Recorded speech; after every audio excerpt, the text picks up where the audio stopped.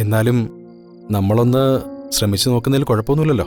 അതെ, നമ്മുടെ ശ്രമം വിജയിച്ച അതൊരു നല്ല കാര്യല്ലേ. ഇനി പരാജയപ്പെട്ടാലും കാര്യങ്ങൾ ഇപ്പോഴത്തെ പോലെ തുടരുമെന്നല്ലാതെ വേറെ മോശം കാര്യങ്ങളൊന്നും സംഭവിക്കാനില്ലല്ലോ. ഹാപ്പി ആയിട്ടിരിക്കണേ.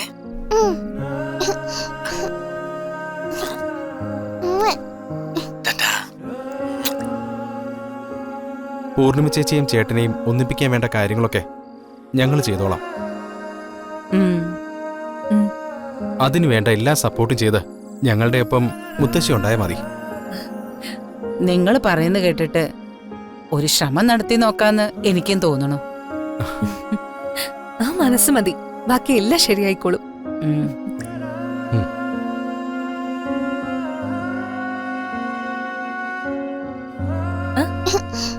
മോളെ ഇങ്ങ് വാ.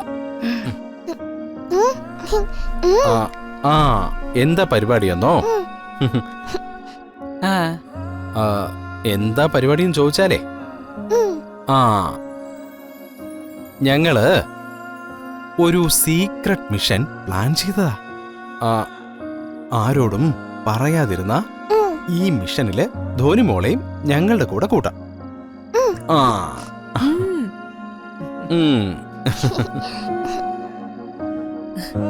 നമ്മള് 4 പേരും കൂടി ചേർന്ന് മോളുടെ അച്ഛന്റെയും അമ്മയുടെയും പിണക്കമൊക്കെ അങ്ങ് മാറ്റാം.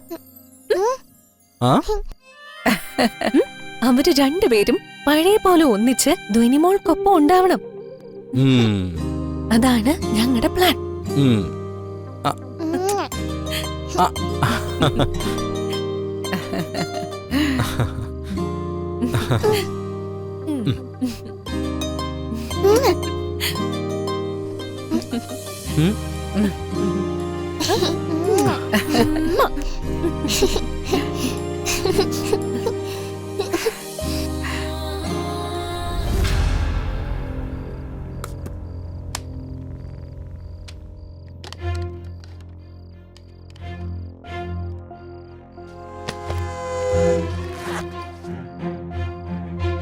എവിടെയെങ്കിലും നല്ലൊരു കാര്യത്തിന് പോവാൻ ഇറങ്ങുമ്പോ ശകുനപ്പഴ പോലെ 2 എണ്ണം വരുന്നുണ്ട്. എന്റെ ജീവിതം നശിപ്പിക്കാനല്ലേ 2 കൂടി ഈ വീട്ടിലേക്ക് വന്നത്. എങ്കിൽ നീയൊക്കെ കേട്ടോ, ഞാനും പൃഥ്വിയും കൂടെ ഒരു 5 സ്റ്റാർ ഹോട്ടലിൽ ഡിന്നർ കഴിക്കാൻ പോവാ.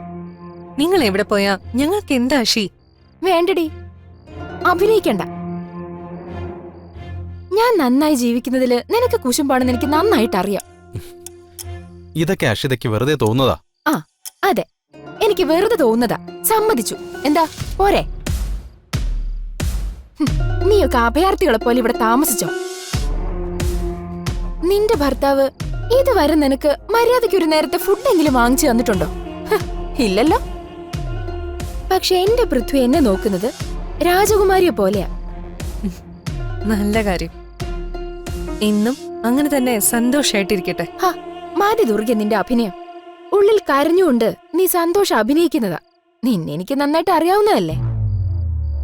എനിക്ക് കിട്ടുന്നതൊക്കെ അതുപോലെ നിനക്കും വേണമെന്നല്ലേ നിന്റെ അത്യാഗ്രഹം. അതിനായിരിക്കും ഒന്നിനും കൊള്ളാത്ത നിന്റെ കെട്ടിയോനെയും കൊണ്ട് ഈ വീട്ടിലേക്ക് വലിഞ്ഞു കയറി വന്നത്. പിന്നെ നീ എത്രയൊക്കെ ശ്രമിച്ചാലും നിനക്ക് എന്നെ പോലെ ആവാൻ പറ്റില്ല. അതിനുവേണ്ടി ശ്രമിക്കുകയും വേണ്ട.